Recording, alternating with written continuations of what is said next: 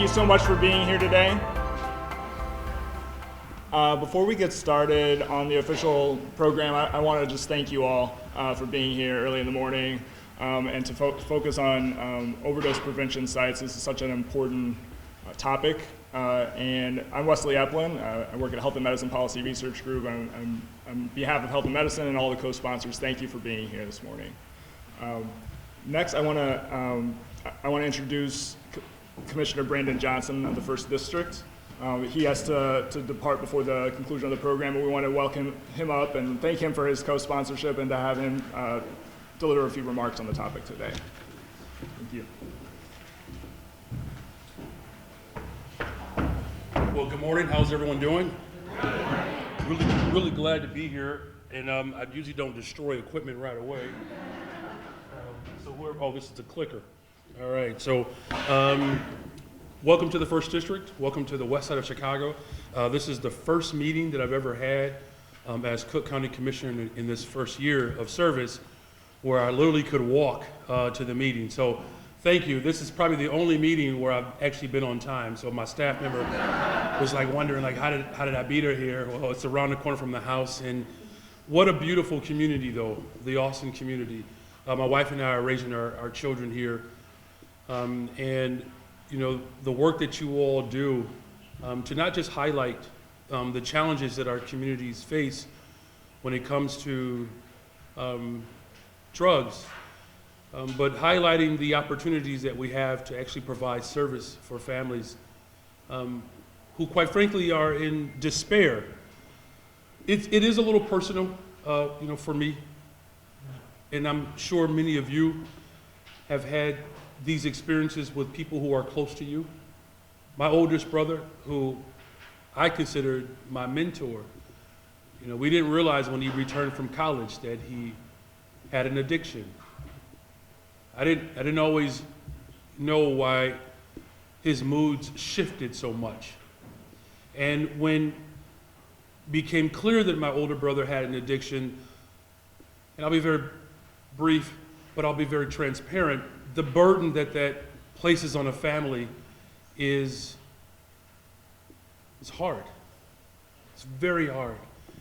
And so it's not just about finding opportunities for individuals who are struggling with drugs and working to prevent like the nasty crisis of overdose, but it's also how do we support those family members who have to suffer as a result of their relative being addicted. Because now my nieces and nephews have grown up without their father. Or my oldest brother, who was one of the most talented individuals that I've ever known, a musician. He was a top wrestler in the state of Illinois in the 80s, had a full ride scholarship, was going to be the first person in our family to ever graduate from college. And his life ended in an abandoned building from an overdose. I don't know if you all know what it's like to have a relative sneak in their own house. And as a young boy, knowing that allowing your brother into the home meant that something was going to leave out that didn't belong to him. Whether it's a class ring, a VCR. I know there's some younger folks in here. A VCR is an old device that we used to use. Thank you, sister. It's like two of us. But these were the realities that we had to experience every day. And so, in other words, what I'm saying is from the bottom of my heart, I appreciate the work that you all are doing because it's going to matter for a generation. And so continue to good work.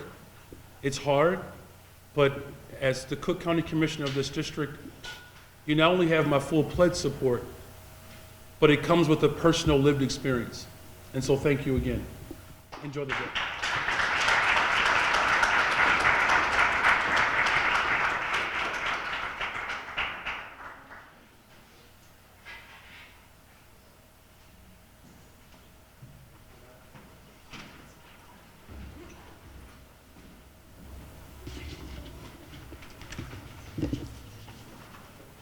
What a blessing to follow his speech.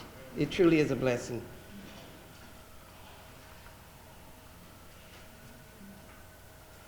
First, giving honor to God, who is the head of my life.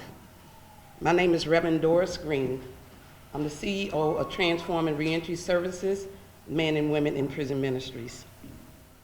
I'd like to call for a moment of silence for the thousands of families that are impacted by drugs or incarceration.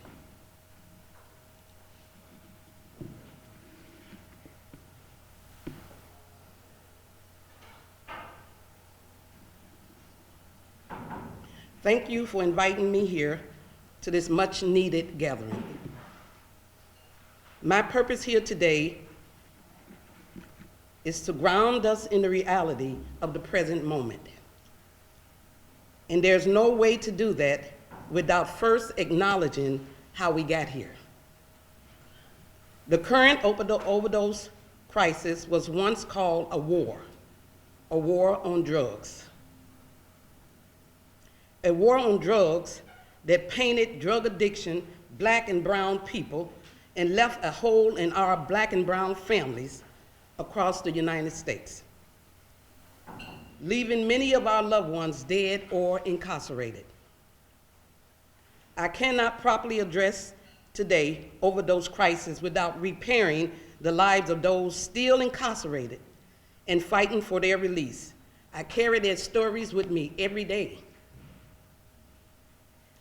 In June of this year, I was part of a delegation that had the opportunity to go to Toronto, Canada, to see how safe consumption sites were managed. This delegation was sponsored by the Chicago Recovery Alliance. It was thought-provoking and mind-changing for me.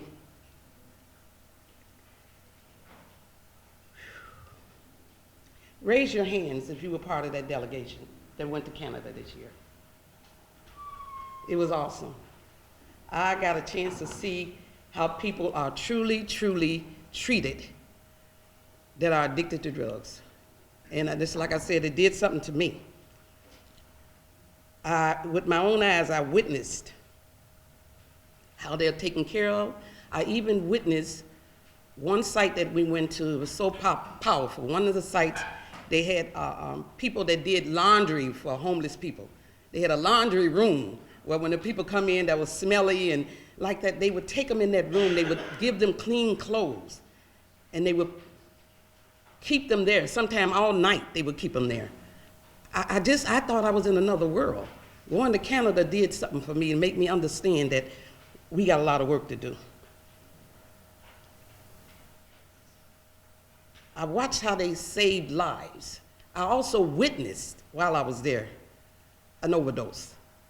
Now, I've been doing work in correction and in the community for all these years. I had never witnessed with my eyes an overdose. I witnessed that. And I witnessed the response that the Canada people did. It was amazing. They took care of that person. They took care of him. And he came right back to the meeting and sat right in the room where we were. But they took care of him. They made sure that he was safe. Because they saved his life. And they continue to save lives. And we here need to be doing something about that. And we have an opportunity to do that. Therefore, we are here now today to help make Chicago a safe place for people that are addicted. In closing, as we discuss the prospect of overdose sites in Chicago for the free community, let us not forget those incarcerated that will never know harm reduction because they were serving life sentence for minor possession. And those in graves that could have been saved if they had naloxone. They could have been saved. If only we seen people, they were seen as people with problems instead of problem people. I'm gonna say that again because I want to make sure you totally understand that. If only we can see people with problems instead of, they could have been seen as problem people that had health problems, things like that. That's the way we need to look at people. Not look at those people with those problems, no. We have to see the people like that, and we have to be the ones to rescue them. God bless you, and thank you.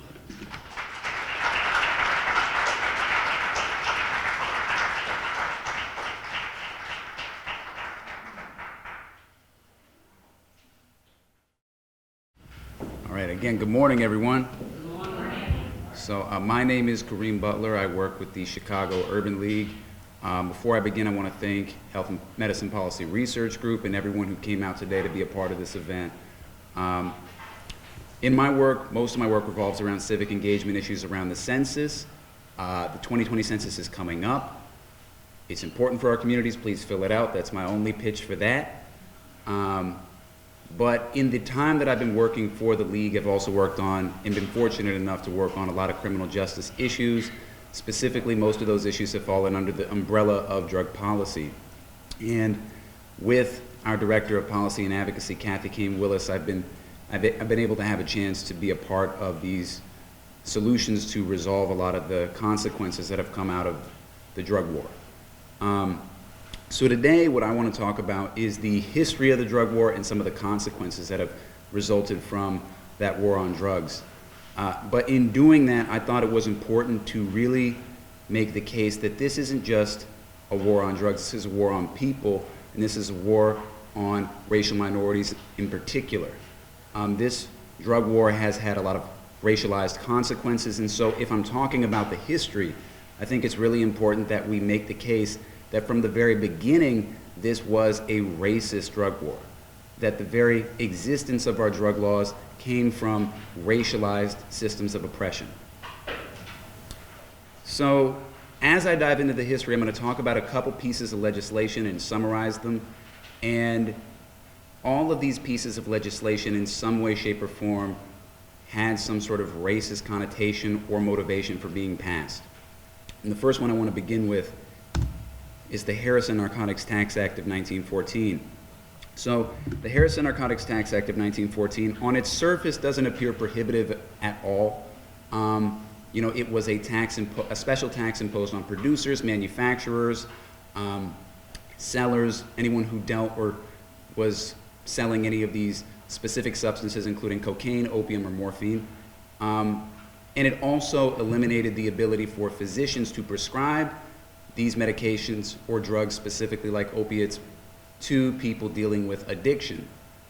As a consequence of this, even though it didn't appear that prohibitive on the surface, you have an underground market formed because it became very difficult, too costly to participate in the legal market.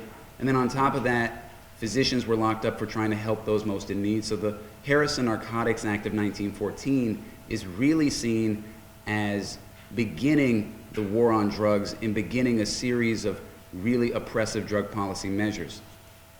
It's important to keep in mind this act nor any of the other acts that come up later were created in a vacuum. This act is coming on the heels of the Civil War, of Reconstruction. It's happening in the midst of the Jim Crow era.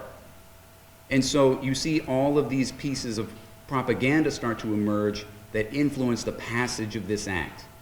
Specifically, articles like that, talking up the hysteria of Negro cocaine fiends in the South, playing that old trope of vulnerable white women being taken advantage of certain racial groups and racial minorities, talking up this trope that we see come up again and again throughout the 20th century and even today. And so it's an important issue. It's an important issue that really we need to keep in mind when we're thinking of how our drug laws came to be and how they ended up creating these sort of racial disparities. It wasn't by accident. The Marijuana Tax Act of 1937 is another piece of legislation also fueled by these racist ideologies and ideas about other groups of people, African Americans namely, and Mexican immigrants. Prior to this law being passed, cannabis was brought in by a lot of Mexican immigrants. At the time, it was really popular in Mexico medically. It was popular in use in fabric, and it was really widespread in states like Texas. And because of this racist impression and perception of a lot of Mexican immigrants who were brown people, because of this racist impression of a lot of African Americans who were using marijuana at this time, this fuels, again, the passage of the Marijuana Tax Act, which I'll also mention doesn't appear prohibitive in the name. It just seems like, oh, it's a tax act. It can't be that bad. But it ended up ultimately having the impact of effectively banning cannabis. And here are a couple quotes that I feel like solidify this point, drive this point home. Right here, the first one. Reefer makes darkies think they're as good as white men.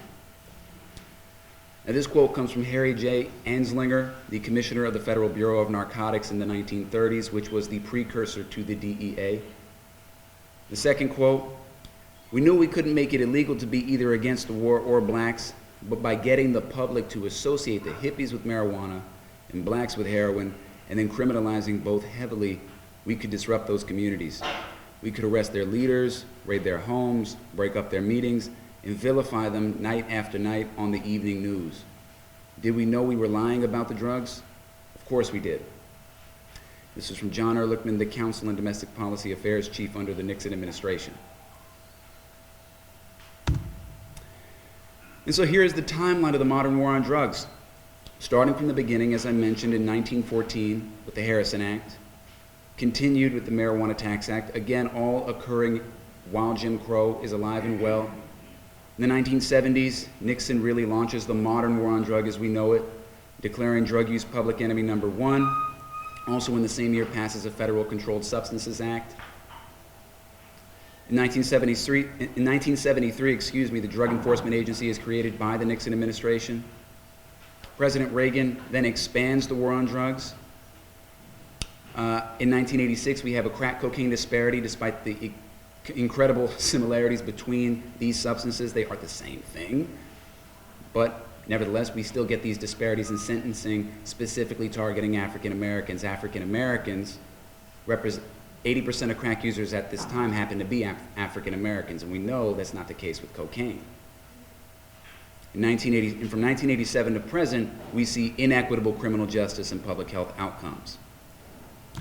Now, these outcomes really are about a legacy of racism.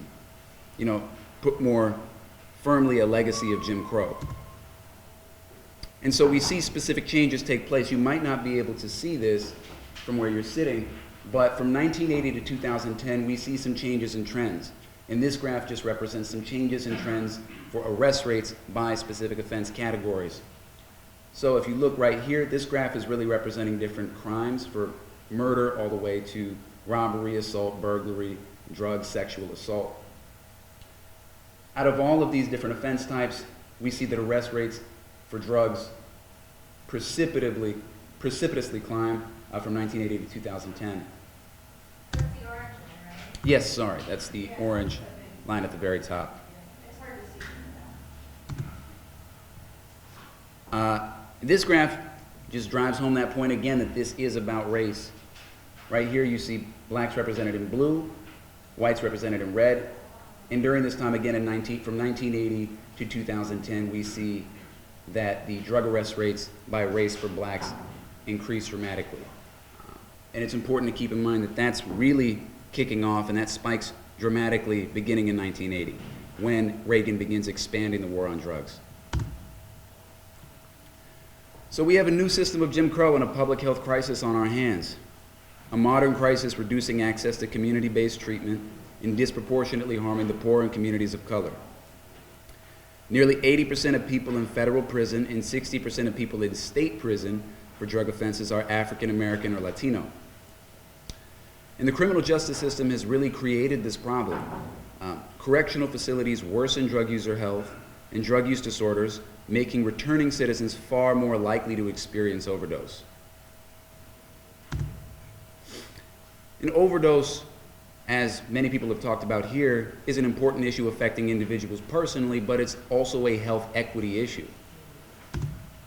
It's also about racial equity. Access to overdose prevention is about total racial equity.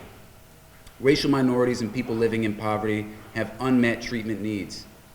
In 2017, African Americans living in Chicago were nearly 2 times more likely than their white counterparts to experience a fatal drug overdose. African Americans are also 33 times less likely to be prescribed buprenorphine. And those living in Chicago under conditions of high economic hardship were similarly 2 times more likely than their wealthier peers to experience a fatal drug overdose. It's also important that in Illinois, newly diagnosed cases of HIV among injection drug users were 46% more common among African Americans and whites. And the reason why I bring this up is because there are different solutions that a lot of innovative and really passionate people and compassionate people are coming up with to create some progress in this issue to really move drug policy reform forward. And overdose prevention sites are one of those forms of progress, and they work. Overdose prevention sites provide communities with compassionate and secure places to avoid overdose, provide drug user education, and reduce the spread of communicable diseases such as HIV, hepatitis C, and hepatitis B. They often serve the most vulnerable among us, including those facing mental health challenges and those experiencing homelessness. Insight, for a specific example, Vancouver's largest overdose prevention site, was associated with a 35% reduction in overdose deaths in the immediate area of the facility, compared to only a 9% reduction throughout the rest of the city. Overdose prevention sites have demonstrated reductions of over 50% in new cases of HIV and hepatitis C as well. So this is a solution that's not only helpful to individuals, it's helpful to our entire communities as well. It's really important and a compassionate solution as well to moving drug policy reform forward, as I mentioned. And at the Chicago Urban League, this is a part of our work toward achieving total racial equity. The Chicago Urban League is committed to advancing racial equity in all parts. It's a historically black organization in service to the African American communities throughout the state. And we focus on racial equity, again, in all parts, in health, criminal justice reform, education, prosperity, and housing. So some of the work that we're involved in, really, on this work, here's a snapshot of it. In the realm of drug policy, we're working on defelonization at the state level, defelonization for possession of a personal or usable amount of any illicit substance. Specifically, the goal is with that legislation to reduce the penalties associated with possession of a personal amount of a usable substance. So if currently in Illinois, possessing a personal amount of any illicit substance is a Class 4 felony. So the goal would be to reduce that penalty to make sure individuals aren't having as much contact with the criminal justice system. We're also working on Good Samaritan amendments to make calling 911 easier during overdose, so people aren't worried about any blowback from the criminal justice system, aren't worried about being charged, arrested, or prosecuted in the event of calling during an overdose. We're co-hosting naloxone trainings with Chicago Recovery Alliance, and we expect to be releasing a report detailing the We expect to be releasing an updated report detailing the state of African American opioid deaths in the state of Illinois. So, in closing, by creating secure and compassionate spaces to prevent overdose, overdose prevention sites help reduce African American communities' contact with the criminal justice system and bring us one step closer to achieving total racial equity.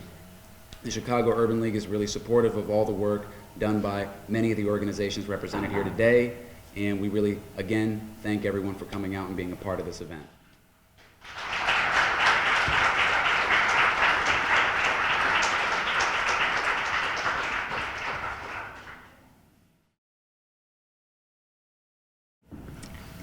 Good morning. My name is Elizabeth Salisbury Afshar, and I work at an organization called American Institutes for Research. I also work clinically. I'm a physician by training at Heartland Alliance Health and work with people experiencing homelessness who also have opioid use disorder and other addictions.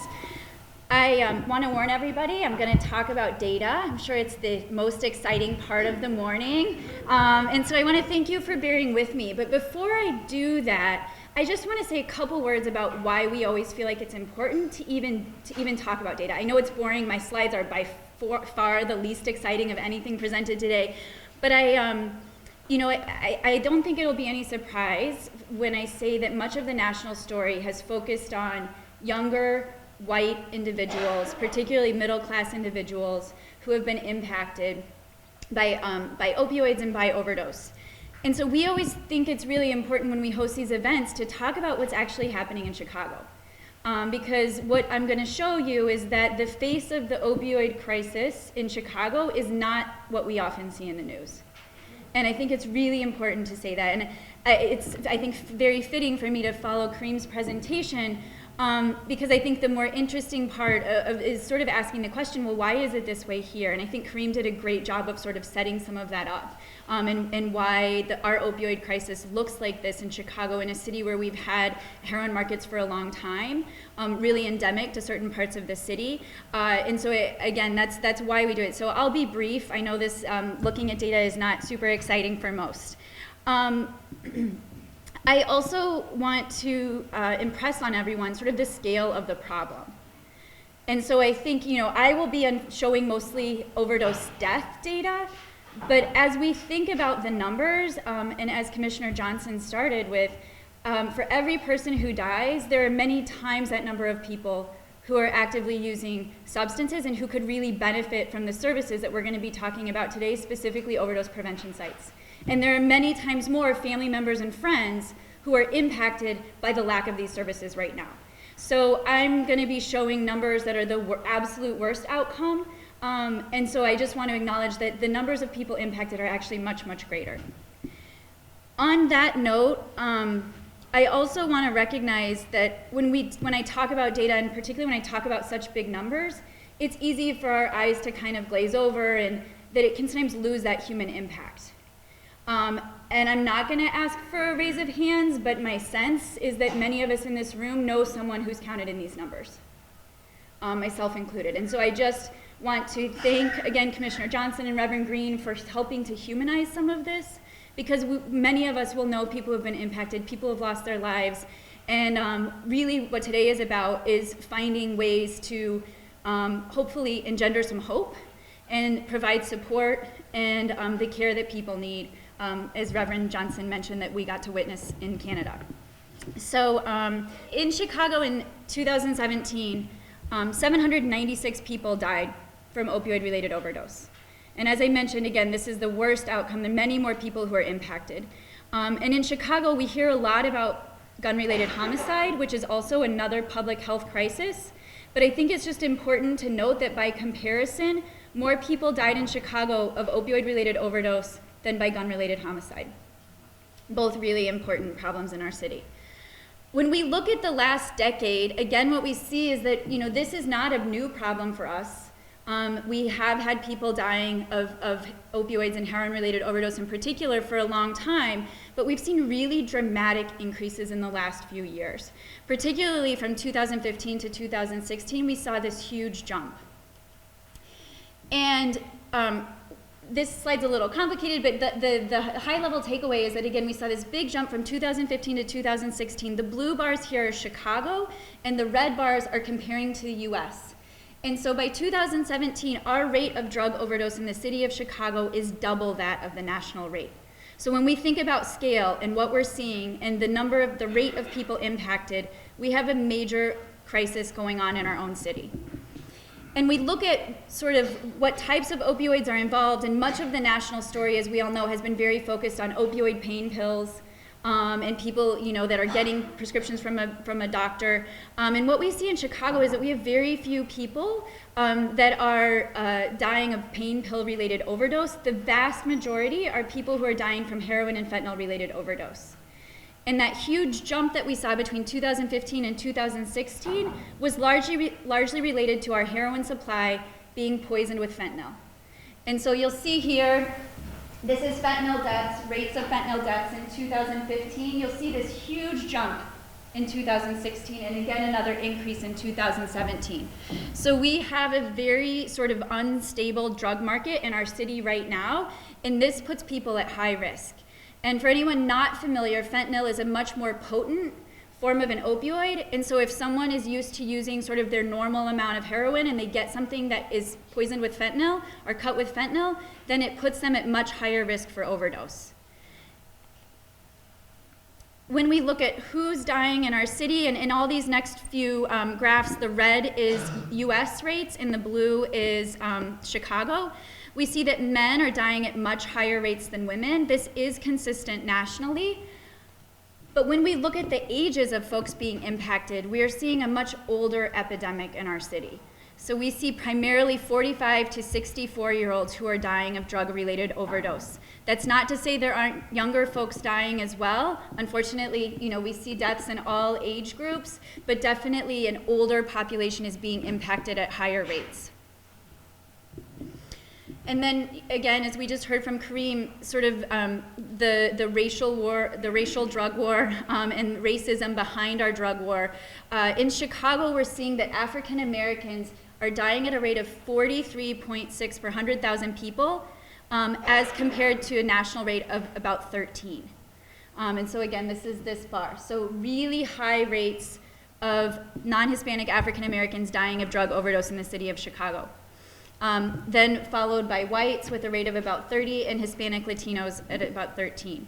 So again, when we think about the face of our opioid crisis in Chicago, especially as compared to what we see nationally, it's primarily African Americans who are older, and it's impacting men at higher rates. And then when we look at communities and how different communities across our city are being impacted, first we see that we've had, in 2017, deaths in almost all community areas. So I think that's an important thing, again, to note, is just that this is not impacting only one part of the city. It is pervasive, and we see deaths across our city, but specifically we see the highest rates of death in some of our communities on the west side, including the one that we're in right now. And so on this map, the darker areas of the map are areas that have higher rates of death. Finally, I mentioned earlier that our drug supply has been sort of very precarious. And so when we look at the types of opioids involved in deaths, and again, this is from 2017, we saw that about a third of the people who died of an opioid-related overdose had heroin and fentanyl in their system. About 30% had only heroin, and then about 20% had only fentanyl. And so again, when you think about what that means for someone who is buying heroin or buying some type of opiate, they often don't know exactly what they're getting, and this is one of the riskiest sort of factors in our current opioid crisis. And so when we think about what something like an overdose prevention site could offer, in an ideal world, we could be offering things like drug checking so that people know what substance they're about to consume in a space where there's hygienic materials, where people can use clean substances, and then where we have, clean materials, and then we have staff there who can support people who experience an overdose, like Reverend Green mentioned, happened when we were in Toronto. Not to mention that all of this happens in a really humane way. And so I think really giving people the dignity and respect that they deserve, and giving people a safe space to be and the right tools to be able to make healthier decisions for themselves. The last thing I just wanted to note is that in most parts of the country, and in Chicago as well, we are seeing increases in opioid and stimulant use together. In Chicago, we're seeing primarily cocaine use in addition to heroin use, and so this over here, the overlapping area are overdose deaths that involved opioids and cocaine. And so again, I think there have been multiple case reports of people thinking that they're buying just a stimulant. It ends up having heroin or fentanyl in it, and that can be really deadly when people don't know what they're receiving. And so again, one more reason that I think making sure that people have the right services to be able to make safer choices is really critical, and why we're here today. So. Conclusions, we continue to see that mortality rates or death rates are increasing nationally and locally. I can't say enough that this is just a small number of the total people impacted, whether they be directly impacted by the war on drugs, whether they be directly impacted by being incarcerated because of the war on drugs, or whether they be friends and family who are impacted sort of indirectly. Our rate of opioid overdose deaths is 2 times the national rate. And here in Chicago, we're seeing that it's primarily African Americans, men, individuals between 45 and 64 years old who are dying at the highest rates, with most of those are the highest rates of deaths occurring on the west side and some on the south side as well. And I think it's really important just to keep these local trends in mind as we think about local solutions. And just again, want to thank everyone for being here today, and excited to hear about solutions. So.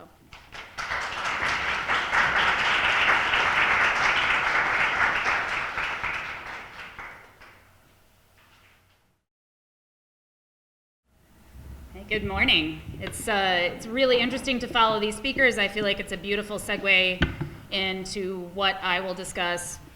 I'm Suzanne Karlberg-Grassich. My day job is as a public health professor at DePaul University in Chicago, but I'm also the research director for the Chicago Recovery Alliance, which I think you've heard referenced a few times today. I'm on the board of Health and Medicine Policy Research Group, and I'm a member of the Drug Use Health Collective of Chicago. So I think I cover all the affiliations, or most of them that are listed on your agenda.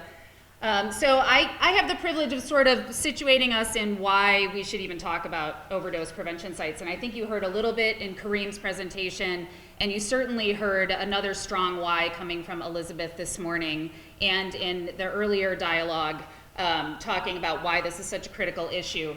But imagine, if you will, if you don't have a space that is safe to you, this might be your injection space. And so if we think about, this is actually a photo taken by one of our participants at the Chicago Recovery Alliance in a space where they regularly use. And so when we think about health and safety, this really sort of puts it in perspective for me, as well as it might for you, to think about what really constitutes a safe space. I can think of lots of things about this that don't look quite safe. So when we think about issues like public injection and that space that I just showed you, it's not just a space that provides that has potential harm for the individual who's using the drug in that space in terms of risk for bacterial infections and things like that, as well as risks like, if you're female in particular, sexual violence, having theft or forced sharing of drugs or money. It's also a community level harm, because then you have this issue of, I don't want to be carrying injection equipment on me, because then I might be more vulnerable to getting arrested, to having some impact from this part of the war on drugs. And so stuff is discarded in ways that then could become a community hazard. And so when we think about the role of things like syringe exchange and safer consumption spaces, it's important to think about those community harms as well. So oftentimes if people don't have a space, they find a space that has some measure of access to light and to water and to some privacy, but in a space where someone might find them if they overdose, if they're using alone. And so you often see stories like this in the Tribune or the Reader talking about overdose happening in public restrooms, and it's not an uncommon place for people to use who might not have another safe space and might not have access to a space where they can see things and have access to water, but certainly not the safest place for someone to be using. So I talk about this a lot, and I think this is a really important grounding point for why we need the services that we're talking about today, and that's the role of stigma. And certainly we have stigma with a variety of different types of drugs and routes of administration that people might have, but people who inject in particular experience pervasive ongoing stigma because they often have visual signs of being a person who injects. And they experience that in medical care, they experience that with family and places of work, in a variety of places. And indeed, if you look at the literature, it's associated with poorer health outcomes. People avoid medical care because of the judgment that they experience there. They often wait until things are really so urgent, you can't wait anymore. And so it's not unusual for us to see things like this in doing harm reduction outreach. Someone who has waited, I'm sorry if you're eating, nobody's eating, right? That's good. Okay, we see things like this, and then we understand how long this person has avoided medical care because of the judgment that they experience when they go there. And so I think this is a really important thing to think about, with the role of sort of safer consumption spaces providing a connection to services that are absolutely needed, but when people try to access them in traditional ways, they aren't treated the same way that someone else might be who doesn't show those signs. And indeed, this photo and this quote is from a participant at the Chicago Recovery Alliance saying, I feel like I'm marked because I inject drugs. It's as if I'm contagious. People don't want to get to know me or get too close. As a result, I feel like the lowest form of life, forced to live off of what others throw away. I'm not good enough to fully indulge in all that being part of a community entails. And again, this is because of a behavioral health condition. That's like a shameful thing to swallow, right? That you have a behavioral health condition, and this is the result. This is the experience of societal stigma that people have as a result of that behavioral health condition. And so we can certainly do better. And we do have, in case you're interested, sanctioned consumption spaces all over the United States. They're called bars and smoking lounges. Some of you may have been to one before, right? So we've seen these. The idea of consuming a drug in a space that is sanctioned for that use is not new to us. We do this, we have this. And we have a wide variety of these places, probably many within a stone's throw of where we are. And so when we think about what it means to offer a safe space for people to consume a specific drug, this shouldn't be a foreign concept to us. We get tripped up in the stigma and the difference with the way we perceive something like alcohol and we perceive something like heroin or crack cocaine. And so when we think about these sanctioned consumption spaces the way they exist, they have some things in common. They're communal. So instead of being, in an environment of stigma and feeling like you have to be alone and being more vulnerable to death from overdose, you have a space where you can go and be with people who are also consuming, which is arguably safer, right? They are protected from the elements and from police harassment. They respect an individual's choice and bodily autonomy in consuming the substances that they are consuming. And they are varied. You can find a bar to fit any kind of taste you have, right? Absolutely, you can find those. And so this is not a new concept. What sanctioned consumption spaces don't offer that safer consumption spaces will is a focus on life and health. Okay, so what we're talking about, safer consumption space, the role is really to facilitate life and health. It's not to sell, which is what you have with bars and smoking lounges. So I get to tell you about the outcomes. I also have data. So I will make this quick for any of you who don't love the data. The first public health outcome I want to talk about is that in all of those sanctioned consumption spaces, overdose prevention sites, safer injection facilities, whichever one of those terms you've heard, that exist around the world, we see study after study that demonstrate that people's risk behavior decreases as a result of being engaged in that site. There's access to cleaner equipment, there is safer private space, there's less harms associated with what they're using because this is a safe space, including things like reduction in sexual risk, which I think is really amazing to see. People are connected, they feel like they can be in a space that respects them, and it makes all the difference. The second outcome that we see is a reduction in morbidity. So we're talking about illness here, and in particular things that are related to the sharing of injection equipment, like HIV and hepatitis. I think you heard a little bit about hepatitis in Kareem's presentation as well.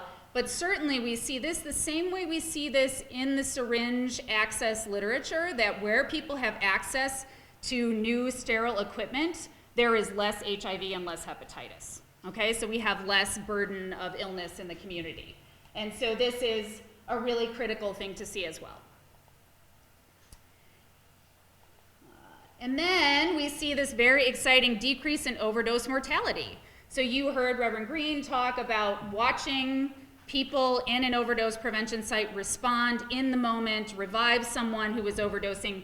If that person was using in that alley by themselves, that outcome would be very different, right? And so when we think about what these sites offer, first and foremost, they offer the opportunity for people to be alive another day, which is really, really so critical, right? No matter what your goals might be for that person.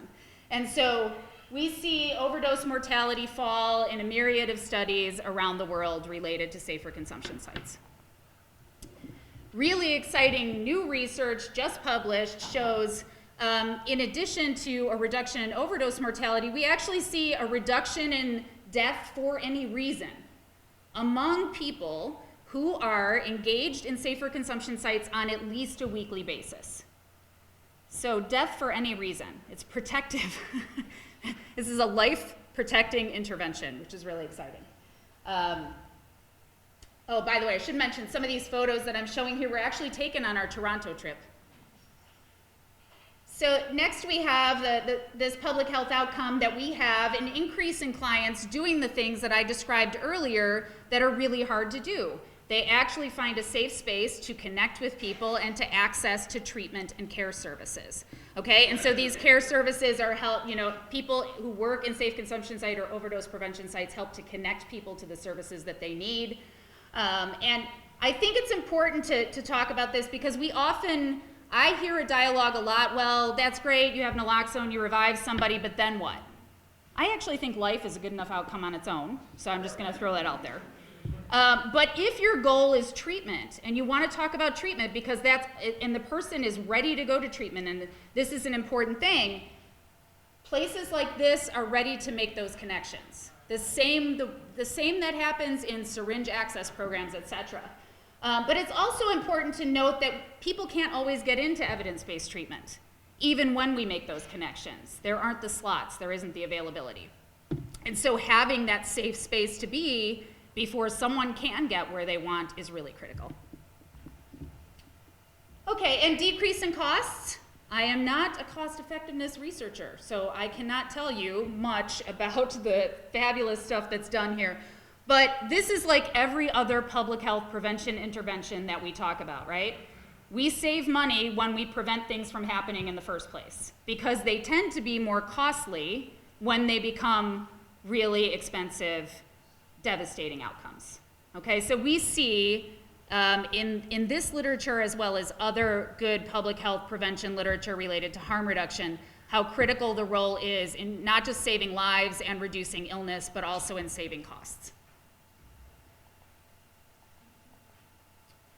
So this is probably really compelling for all of you. There are no increases in the outcomes that everybody fears there might be. So really important, we don't see an increase in injection rates or use. We don't see increases in resuming use if somebody hasn't been using. We don't see increases in robbery, drug trafficking, assaults. And in fact, one study noted a decrease in vehicle break-ins around the facility. So really, I think there's a lot of talk in communities, like if you have something like this, does it make the community more vulnerable to these types of crimes that might be common, right? And indeed, research is telling us that's not the case. And we have this lovely outcome in that now that you have a safe space to use this drug and to properly dispose of equipment, you don't have that community risk for encountering something that might put someone at risk, right? And so having a decrease in discarded litter is amazing. It's also worth noting that I don't think there's been strong public support in most communities to establish safe consumption sites. But if you look at community perceptions of the value of those sites after they've been implemented 6 months later, a year later, it's very, very clear that people find value in them and that they can note benefits.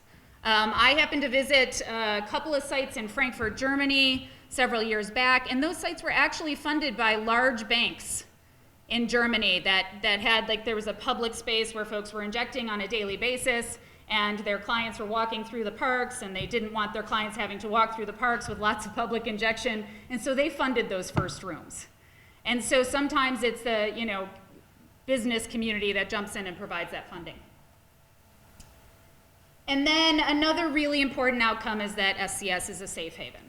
It's a safe place, it's a judgment-free space, which is really important when you're doing something that you experience judgment every single day from almost everybody you encounter. So clients feel safer in SCS than both public and private spaces, and I think that's an interesting finding, and you might say, why would someone feel safer in a private space if they are safer in this space than in their own private space? And it could be that they have a private space, but they have to use alone and no one's there to help in the event that they overdose. And so really understanding the role of this, not just for folks who are precariously housed or homeless, but also for other folks who might need to be surrounded by people and have that safety net. And it's also worth noting, and I think Kareem said this as well, all of these outcomes are achieved while serving those who are actually at greatest risk of overdose and bloodborne illnesses. So a couple of photos from spaces we visited in Toronto. Why do these work? They work because they're this safe, non-judgmental, respectful, relationship-building space. You can start to bridge that relationship. You can start to help somebody achieve whatever positive health outcomes they want to achieve. You can help connect them to what they need. And so you'll see there's a variety of spaces. Some look quite sterile and medical, others look very community-based. The community-based ones have a beautiful environment to them. And I think the other reasons this work is because it aligns with a harm reduction philosophy and approach. So instead of being motivated by, drug use status, we're motivated by life and health. Seems to make sense, right? Life and health, drug use status. Which one of those is more critical? And harm reduction really has, since its inception, acknowledged that behavioral health conditions are best addressed with respectful collaboration and evidence-based services, not systematic isolation and a criminal record. That doesn't make anyone better. They're also very low threshold and participant driven. So I know some of you probably work in environments where you have pretty extensive paperwork to do intake, and sometimes people don't have ID and it's hard to access services. Harm reduction, safer consumption spaces are not built like that. It's very low threshold. You don't want to have to turn someone away for that paperwork being so onerous or burdensome.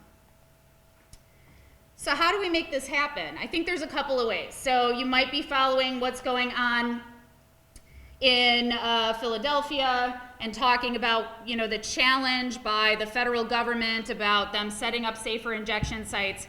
And you may not know at this point that a judge ruled that the federal government's interference in saying that this is a place that facilitates drug use is unfounded. Because, and this is the really important part of this ruling, I find the purpose at issue under 856 must be a significant purpose to facilitate drug use, and that allowance of some drug use as one component of an effort to combat drug use will not suffice to establish a violation.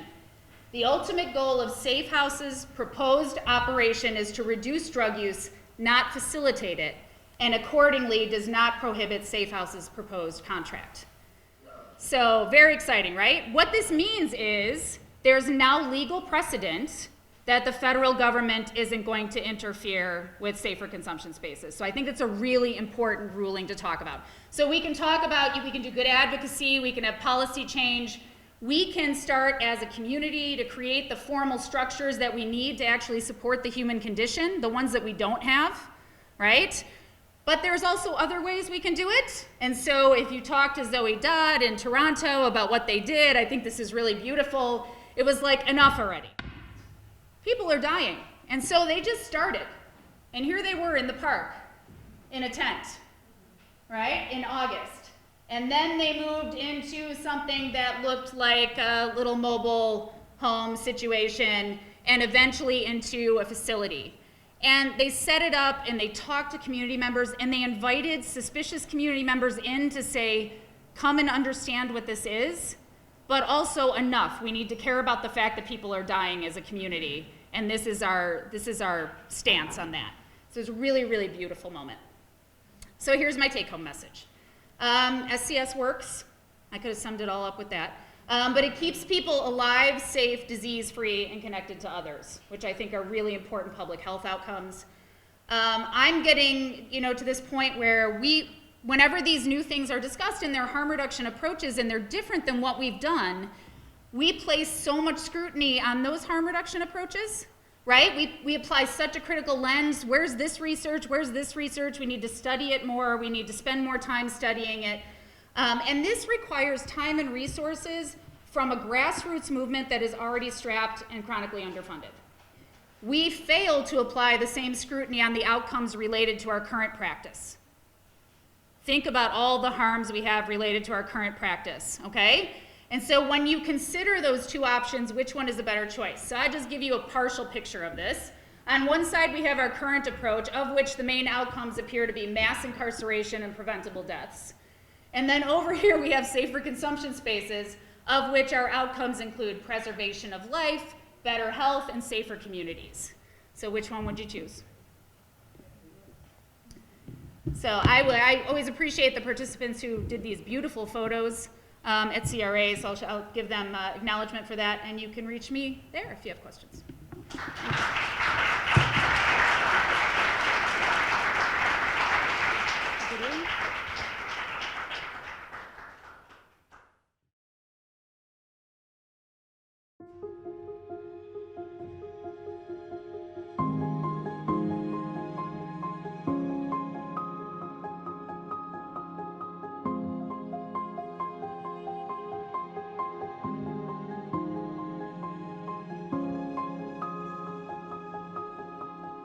Brooke died on May 8th, 2012.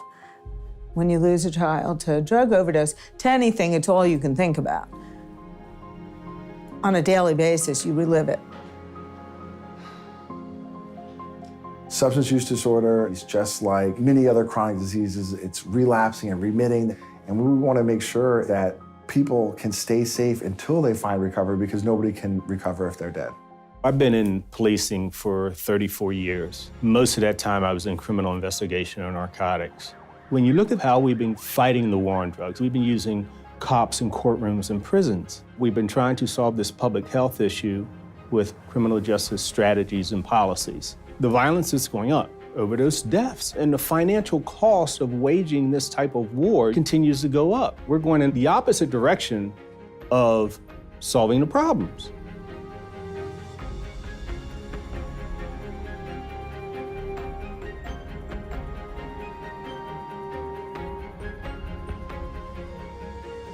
An overdose prevention center is a place where people are able to bring drugs and use them on site. So the idea is that you have supervising staff that are able to respond in case anything adverse happens, like an overdose. It becomes a place where somebody can go and interact with the staff to have some dignity and to learn how to take better care of themselves. And then after the 4th, 8th, 100th visit, whatever it is, now they're willing to talk to a social worker and they're able to get people into treatment that wouldn't otherwise.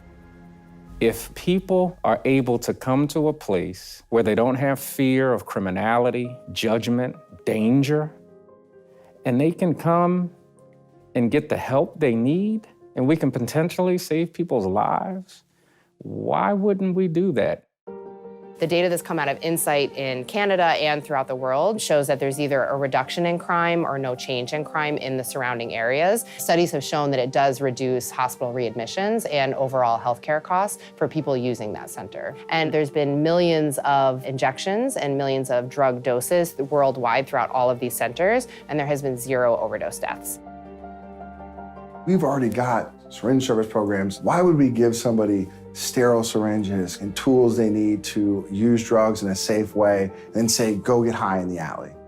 They're gonna overdose and die in the alley when we could just have a space where a recovery coach, a nurse, or a doctor could engage them? Explain to me how that makes sense. Syringe access programs and overdose prevention sites are the gateway to getting people to other services that they actually need. Some of our participants haven't been in medical services over 10 years. They've been stigmatized from walking into a doctor's office, or they're not treated appropriately when they're in emergency rooms. And ultimately, we're always here for the individuals when they're ready to go into recovery. After Brooke died, we did find a syringe access program card in her wallet. I have no doubt in my mind that if at the place where they issued the syringes, they had naloxone available, she would have had that with her too. And there's no doubt in my mind that if there was a safe injection site, she would have used it. I think my daughter would be here today. I think a lot of people would be here today. In the past 15 years, I've lost so many friends. And I could tell you that each one of their parents would have gladly supported an overdose prevention site if their kids could have been here still. A substance use disorder shouldn't be a death sentence, and for far too many people in our country it is, and that's gotta stop. If we're outraged about the deaths, we gotta do something about it. All you have to do is look at what other countries have done. This has been successful in stopping people from dying. We should have done it long ago.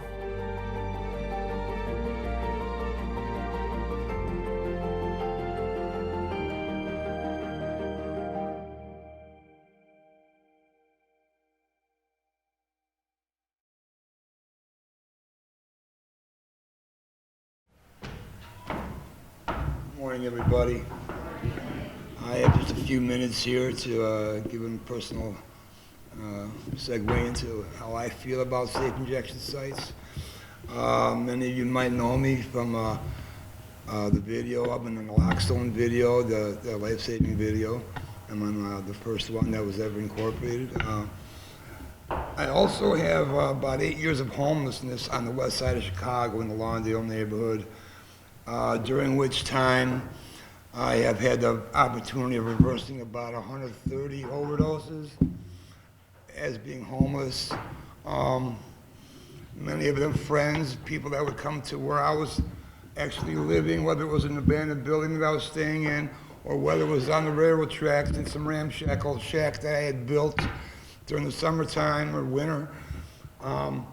Everybody would frequently come by me because I have been with CRA for about 20 years, mostly as a client and now as a staff member.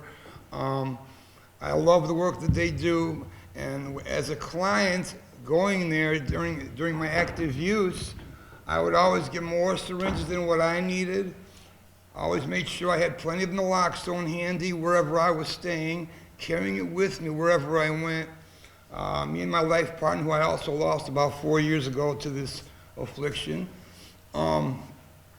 we have worked diligently to help prevent overdose death. And I preach it diligently to everybody that I encounter that is an active user and people that aren't even active users, that maybe have a family member that is actively using. I can only say that as a safe consumption site, the way it operates is it gives people a chance for hope, a chance for somebody to actually go somewhere where they're treated fairly, treated like a human being, as opposed to the stigma they get when experiencing an overdose and ending up in a hospital somewhere where all of a sudden they're being treated unfairly or not being treated at all, being talked about, being ignored once they arrive there. I've had the personal experience of having that happen to myself on several occasions. It's terrible the way that we stigmatize people that use drugs. It is a disease. It is not a criminal act. I advocate for it. I've lost many, many friends. I consider them family. Over the 48 years that I've been actively using heroin, I have lost many, many people in my life. I just lost someone dear to me about 4 days ago.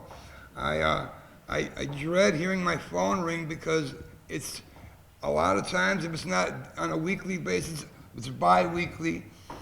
Not even a month goes by before I hear of somebody else that I have known in my life that has passed away, whether it's in a brief encounter, somebody that I knew through somebody, or whether it was a close personal friend. It's very tiring, you know. It's burdensome. I've grown callous to a lot of feelings in my life because of that. I really only touched base with my feelings on a personal level when my wife passed away about 4 years ago. It really devastated me. Prior to that, I just let everything bounce off of me because I'd heard so much. It became like a broken record, you know. To have absorbed all of that from everybody I've ever known in my life that has passed away due to this affliction, I'd be a wreck. I'd be an emotional wreck. I've had to be strong in this effort in my life because to this day I still save lives. As recently as a month ago, I've reversed an overdose, and I'm just here to say, please support the safe consumption sites and the work involved with people helping to get this going. Thank you.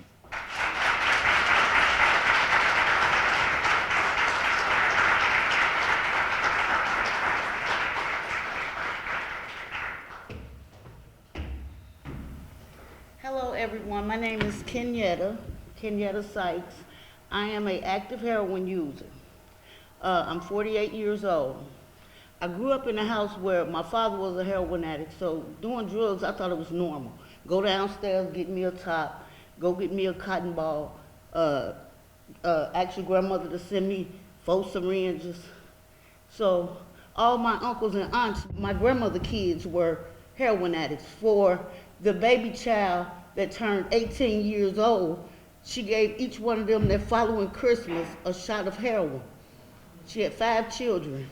She got all 5 of her children addicted to heroin, so my grandfather could take care of their habits. So I grew up thinking drugs was normal. I got another thing to add to my story because within this week, I lost one of my best friends, best friends from fentanyl. We kept telling him, don't go on Chicago Avenue, don't go on Chicago Avenue. They got that shit over there, excuse me, y'all. And he took a chance thinking he can handle it and went on Chicago Avenue and bought 1 bag. I have gave him numerous kits. My shirt says it saves lives. It saves lives. But it ain't gonna save you if it ain't nobody that'll help you. Once you get to fentanyl, I know I've OD'd on fentanyl twice, so I know the effect. You just go to sleep. That's it. And if there's no one there to administer the medicine, it's basically a waste. My friend, if they would have had a safe site for him to go to, and he walking the streets and ducking in gangways and in hallways and all this, he would have been there. And I would have still been able to kick it with Duke this weekend. So now, y'all gotta help us. It is so many people dying. I mean, y'all need to help us for real. This ain't no joke. I know it's somebody in this room that done lost somebody from heroin overdose or fentanyl overdose, because it ain't no heroin. They giving you now straight fentanyl. They not even putting no heroin in it. You know, it's certain people whose bodies can take it. I got a girlfriend. She don't even want no dope unless it got fentanyl on it. And I'm like, something wrong with your body. But it's out here, it's killing us. It is killing us. Every time I go to the spot, I ain't ashamed of what I do. I do what I do, I do it. You know, I don't owe nobody no explanation, whatever. I'm not prostituting, I'm just sitting at home doing my thing. But if I get a bag, it might be my last bag. Because there's nobody that'll hit me. So these sites that CRC and the state is trying to get, we need this. Because I am so sick of going to funerals. I got a funeral to go to tomorrow, Friday, and Saturday. 2. One of my other friends, he had gangrene in his leg. He's shooting up in the leg. He did, poisoned the system. But you all, please help us. Please, we need the funds, we need the program, we need anything that we can get to help save lives. Please, y'all, help us. Thank you.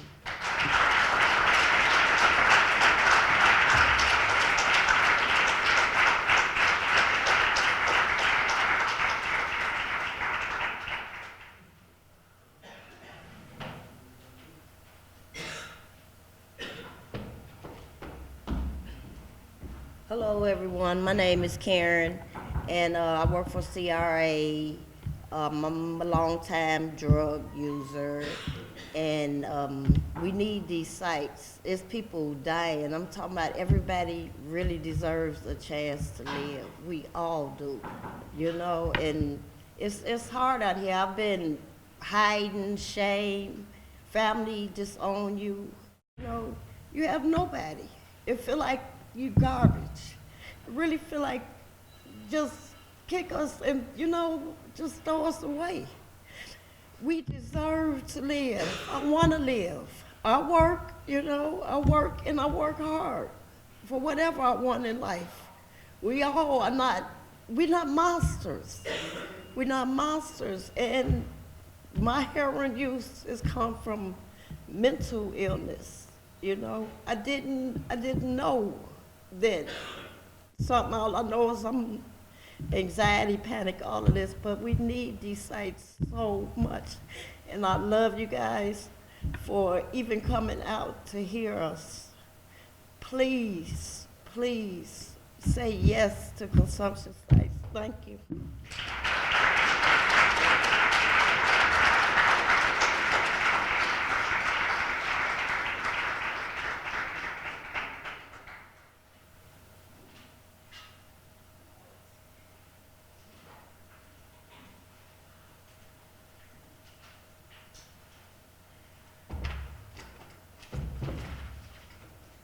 Sorry. Hello, everyone. My name is Larry Kirkpatrick. Hello, everyone. I'm a CADC counselor, substance abuse counselor, recovery coach at Heartland Alliance. And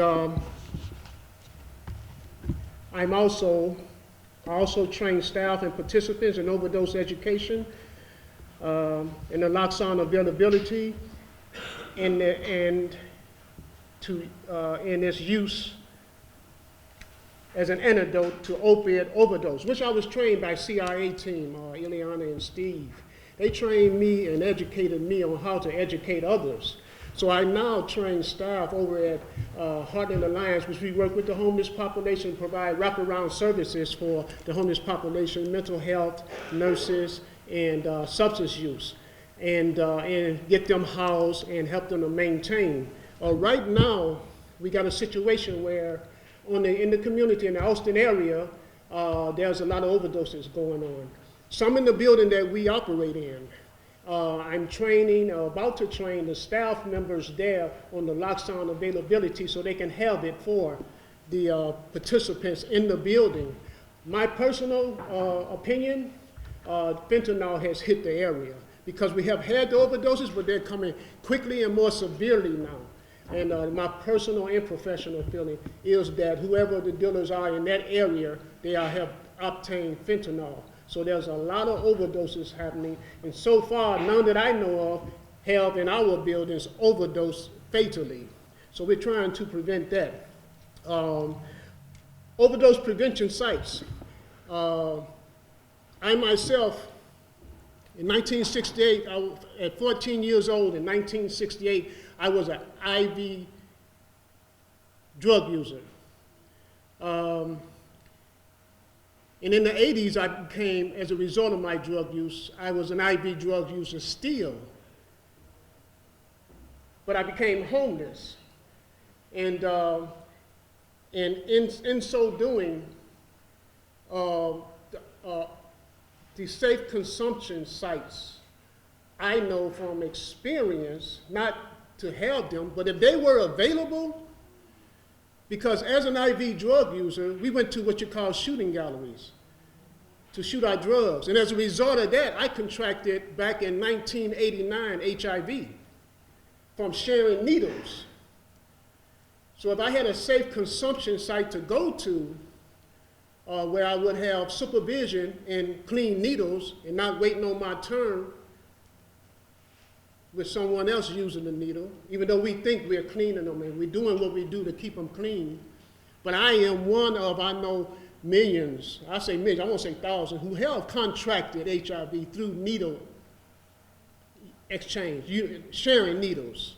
And I am one. I've been positive since 1989. And also since that time, I've been working as a substance abuse counselor, working with those like myself. And in the last 3 years, 4 years, maybe 5, I have noticed, because I'm the substance abuse counselor at Heartland, one of them. But when I sit down with you, of course, I'm going to do an assessment on your drug use. And for some reason, I keep everybody come in. When I ask them what drug of choice, they keep saying heroin. I'm like, what's going on? And it is a crisis, it is an epidemic, this heroin use. And I just want to say, overdose prevention sites is a lifesaver, because it not only a lifesaver for those like myself, but for the community, for the taxpayers, because it'll keep me from going in and out of those hospitals like I was, going in and out of those jails like I was, emergency services, which all those are taxpayers' money. I didn't look at that until I'm educated, that I was making you guys spend more money than you need to. Thank you.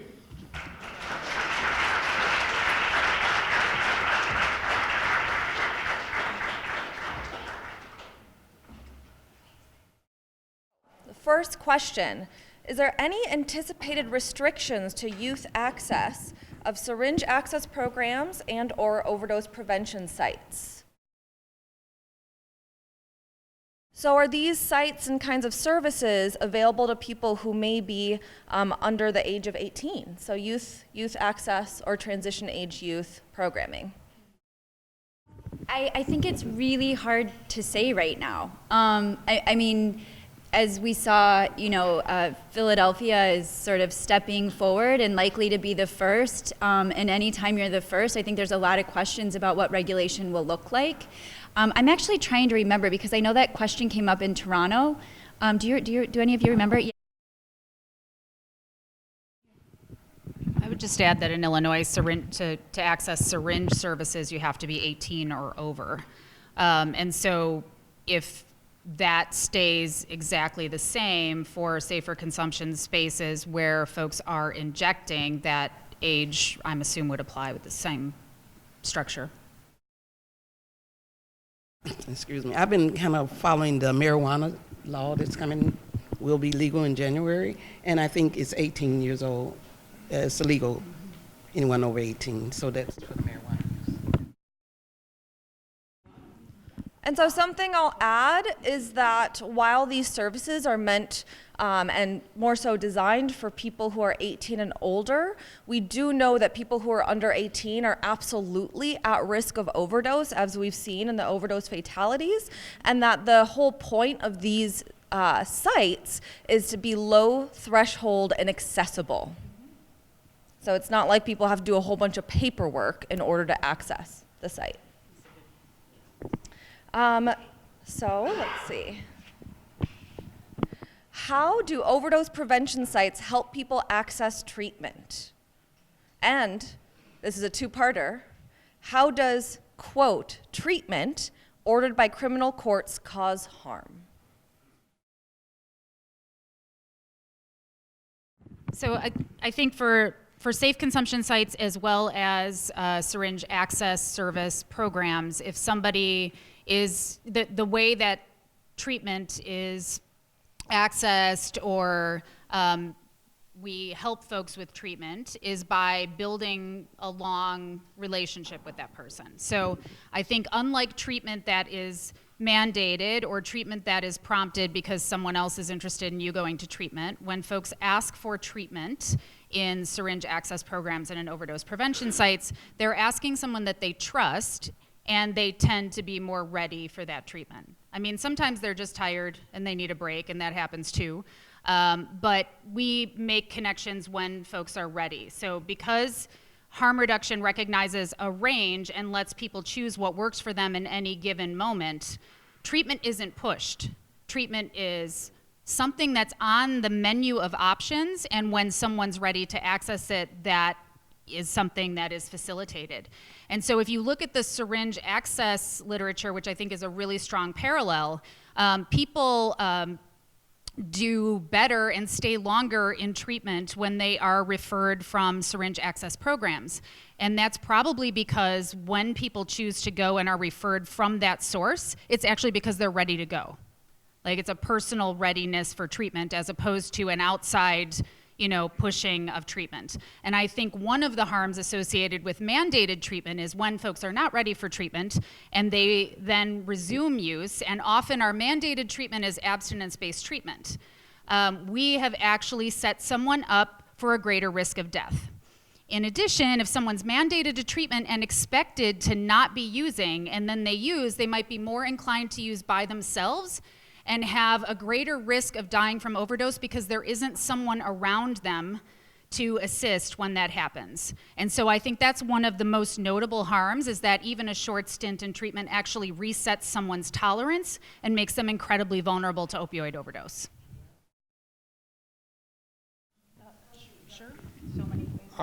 Speaking on that, mandated treatment, I've been to treatment myself, been to a few programs in the area.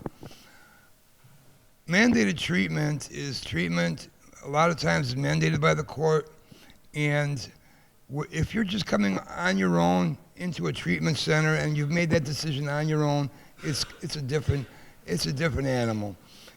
You've actually said to yourself after much contemplation that, look, I'm ready for this now. Let's see where it takes me. But when you have people that are mandated to the very same program that you're in, and you see how anxious they are, that they really don't want to be there, that they have to be there, otherwise they're going to go get incarcerated if they don't, go to the program. Those are the people that compromise the health and well-being of those that really want to quit and try to find a different way of managing their lives without drugs. And it's really an issue because it draws other people that are looking to stop when they might actually talk somebody back into actually going back out and using again, because they find the program that just isn't working right, because half the people there don't want to stop using drugs. So yeah, it's an issue.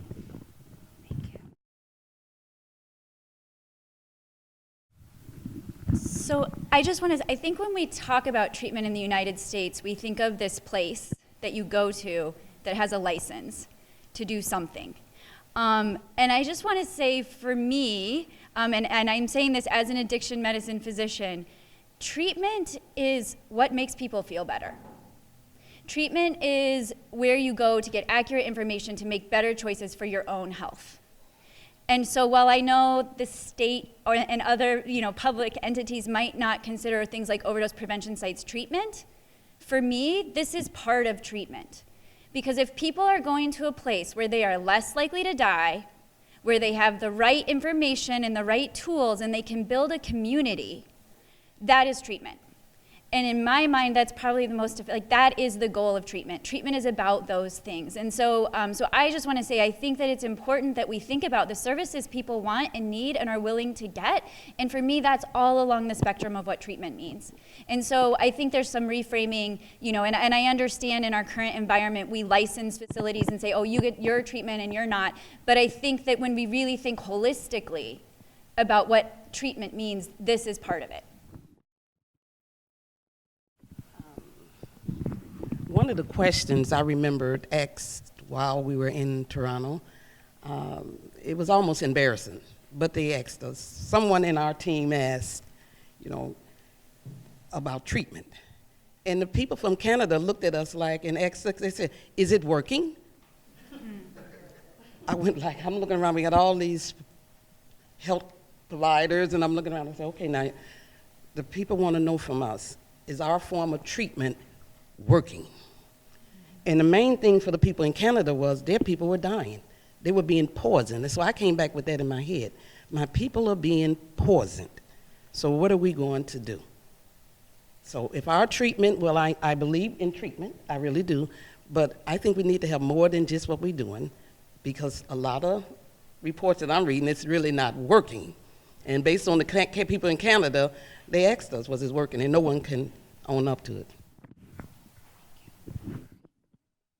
I just wanted to add one thing specifically about court-ordered treatment and the lack of medically informed court-ordered treatment that we have in this country. I mean, and just the fact that for a lot of people who get put in the court-mandated treatment, it's increasing their likelihood of making more contact with the criminal justice system. Where if they fail a random test, a random drop, now they're going back into the criminal court where they're ending up with a longer sentence than they would have originally had they just gone to trial and not gone to drug court. So I think that's important, and it's an important part of this issue because it's in the current war on drugs, we're seeing that drug courts and court-ordered treatment is becoming more popular in a lot of people's minds as a progressive solution, but really it's a controversial problem because it seems on the surface, again, to be this great idea, this innovative option, but in many cases, if people aren't voluntarily entering treatment, if it's not providing options for people to continue using and it's not in a compassionate space where they're able to use, then it's putting people in contact with that criminal justice system, increasing the chances that they're going to have a fatal overdose in the long run. So. I think it's also worth noting in terms of reframing that we recognize, as a society, we place incredibly high value on one kind of treatment, which is abstinence-based, and which, with with opioids is incredibly risky for folks, particularly when they're not ready. And what actually works best for people who use opioids are things like methadone and buprenorphine or Suboxone. And if you look at the literature, it's very clear, not just in terms of outcomes, but also in terms of overdose mortality. Both of those are protective for overdose mortality. We have less death with both of those forms of treatment, but most of the time, what the kind of treatment that people are being mandated to is not medication-based treatment. And so we're not mandating people to what works best. How can we earn the trust of people who use drugs to engage them in using overdose prevention sites when they become available?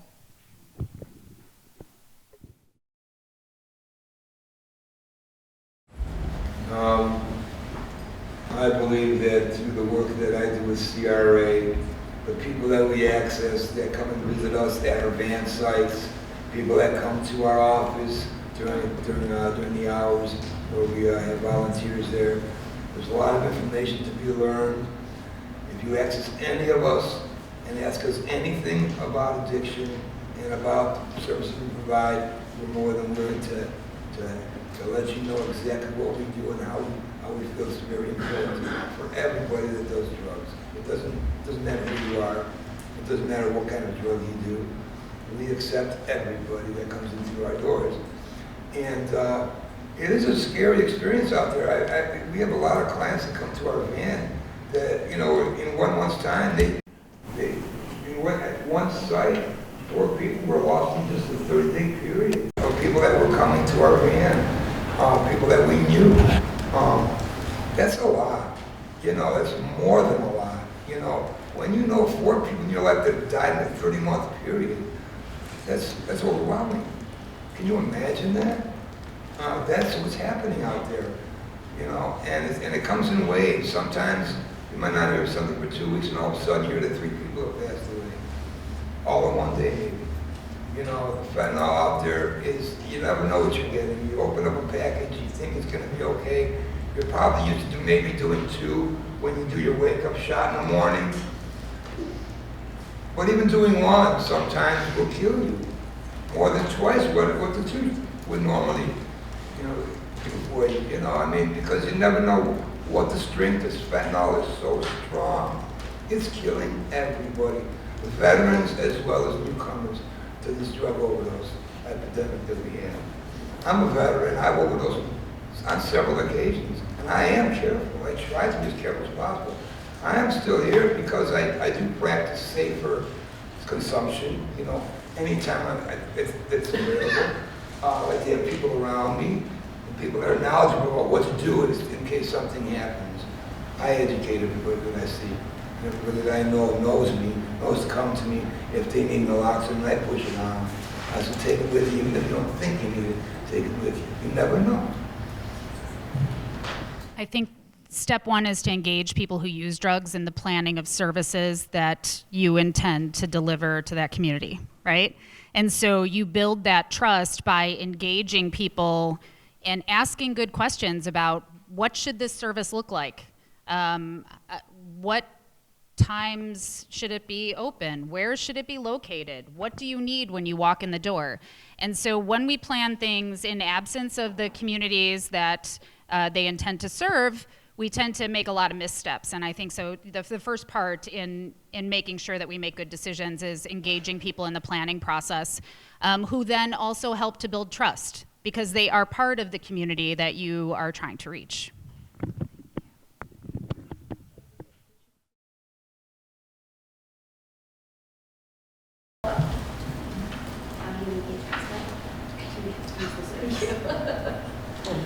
Yeah, so repeating the question, how can we earn the trust of people who use drugs so that they engage overdose prevention sites when they become available?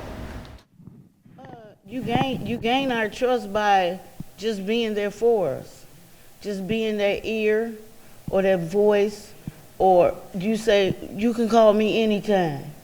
And I just went through something at 11 o'clock at night. I know you sleep, but I just need to talk to you and tell you what I'm going through. And you say, okay, Kenyatta, you know what? I got to get off this phone because I got to go to work in the morning. You got my trust. You know, when people look at us and make comments and, you know, go over to their friend, like, yeah, you know she get high. You already know what they're saying. We already know they're talking about us. But karma is bad. What goes around comes around. Sometimes slowly, sometimes quickly, but it's coming. So for the people that think we're unhuman, we're just as much human. We have just as much education. And, you know, we have families. We just hit some bumps in the road. And as an end result of the bumps, this is where you're sitting at right now. So we just need an ear or a voice sometimes. That's all. We don't need no money. You know, I like to add the harm reduction model, like the CRE program, and what I work hard with the harm reduction model, any positive change. So working from that model, working with our clients where they're at, and helping them to understand that we really mean that. No judgment, you know, working with them where they're at, and when whatever goal that they set, they feel that's good for them, if they don't reach that, to support them and uplift them rather than, you know, even unknowingly we may demean them lowly how they may be taking that. Just be conscious of all of that. You know, one of the things that as a professional that I was told long ago, and I always share this, it's corny, but it helps me. And it said people don't care how much you know until they know how much you care. And I always carry that with me. But as a professional, they say don't still set those boundaries. Don't cross over into enabling. Yeah. Something. I have something that I practice at our agency, Men and Women in Prison Ministries, with staff and with our clients for sure. I'm a toucher. I just believe there's power in touch. And it's not a hard thing to do, but sometimes people just need to know that you care. And sometimes you can care by just touching. Yeah.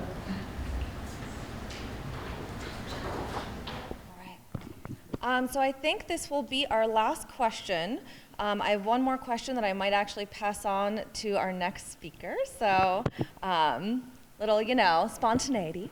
So it is clear from the data and other information presented today that overdose prevention sites represent best practices in the continuum of harm reduction strategies. In your view, I'm actually combining two questions, I'm cheating. How far are we in implementing overdose prevention sites in the US? And what's needed in order to make it happen in Chicago?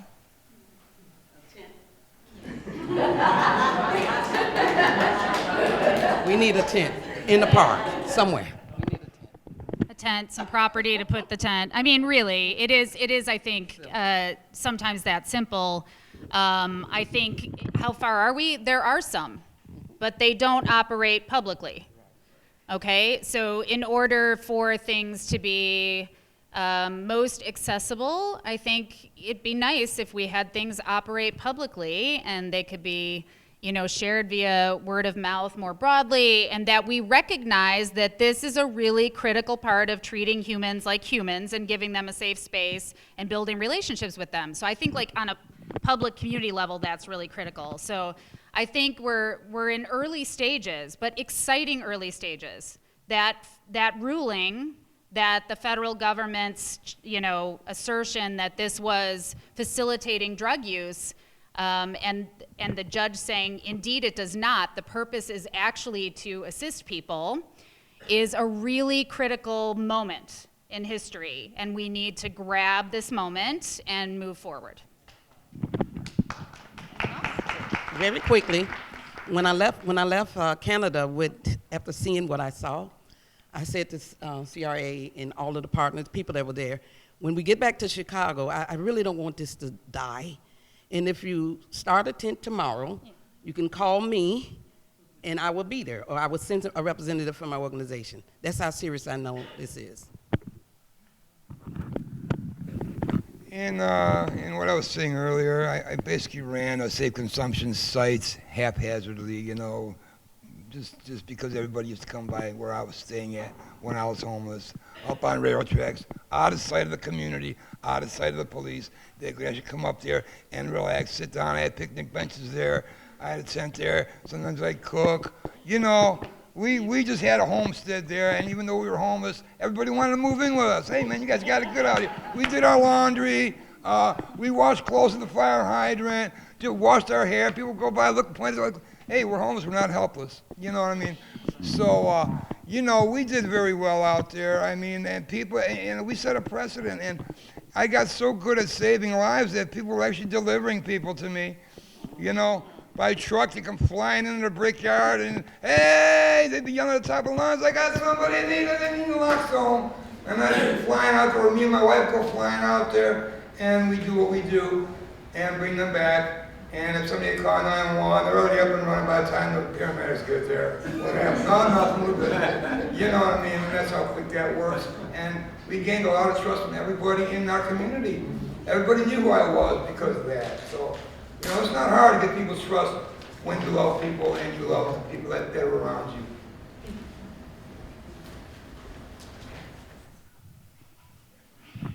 So I really appreciate the question, and I'm going to hopefully give a really practical, pragmatic answer, which is I think if you look at where we are in Chicago or in Illinois and compare us to a lot of other cities and states, we're behind in a lot of the conversation.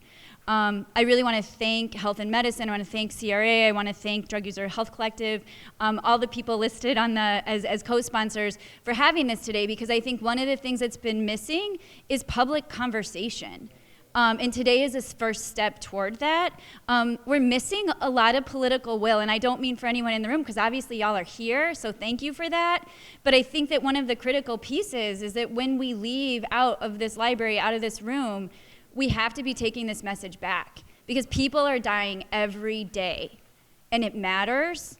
And there's a lot of energy here, and I think it's really important and incumbent on all of us here today to go back to our institutions, to go back to our friends and families, to call, you know, our commissioners, to call our aldermen and women, to call all the folks that we know, senators, et cetera, and say, like, this is something that we need. There's evidence, other cities and states are doing it, legislation has been proposed in other states, and we need to move, and we don't have time to waste. Because as we heard from multiple panelists today, it means lives. So thanks for the question, and I hope that as people leave here, they think about what we can all do to move this forward.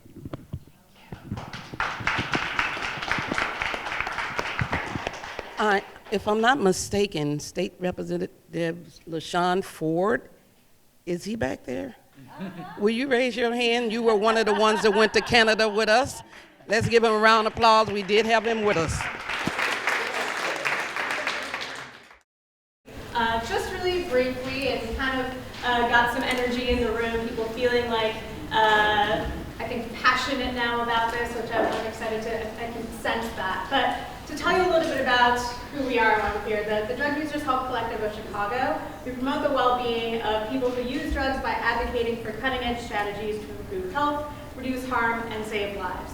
So we kept it kind of vague in our mission, but like what we need is overdose prevention sites, and other things, obviously. And so, you know, many of us came together and we've been collaborating with other folks in our communities, all of those of you who are here, and really we want you to be able to take this out to your community. So I want you to be thinking about who are 5 people, whether they be family members, or your coworker, the person in the next office next to you, who you want to talk to about this. Think about, like, you know, is there a training day coming up at work? Maybe I can invite one of these awesome speakers to come talk to my staff about what I heard today. And we can also point you to any of the resources that we shared today. If you're looking for other resources, we can give you more data. We can give you anything else you need to try to make your point, to make your case for overdose prevention sites in Chicago. We also have, I believe, a sign-up list at the registration table. So if you want to get in on our listserv, get more involved, we'll definitely be doing more and more to get this going in Chicago. And the more the merrier, right? Power in numbers is a good thing. So thank you all so much for being here. I'm gonna pass it on to Wesley.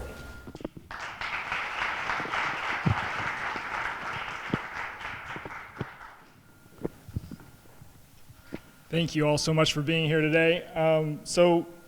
Again, my name is Wesley Upland. I'm the Director of Health Equity at Health and Medicine Policy Research Group. Thank you. I want to thank our Executive Director, Margie Schaps, who's in the back, for believing in this work, who, when we were approached by Ileana Espinosa Ravi, who's also here, we were approached just a few months ago. Margie didn't hesitate, said, yes, let's do this event. And so on behalf of Health and Medicine, I want to thank both of them. I also want to thank all of our co-sponsors, and I'm going to take time to read them because this is so important that this is a collective effort, right? And they're on our agenda, but it's worth reading it. If people could, if you're able, stand when I read off your name or organization if you're in the room. So Alma Anaya, Cook County Board Commissioner for the 7th District. The Bobby E. Wright Comprehensive Behavioral Health Center.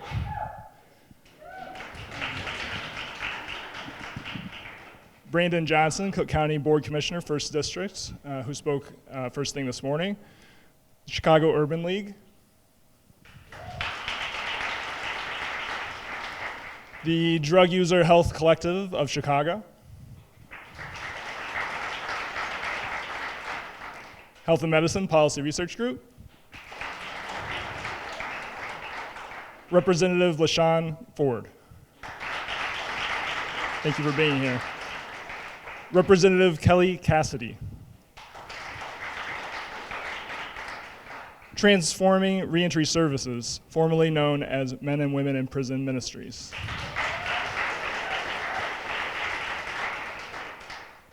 West Side Heroin Opioid Task Force.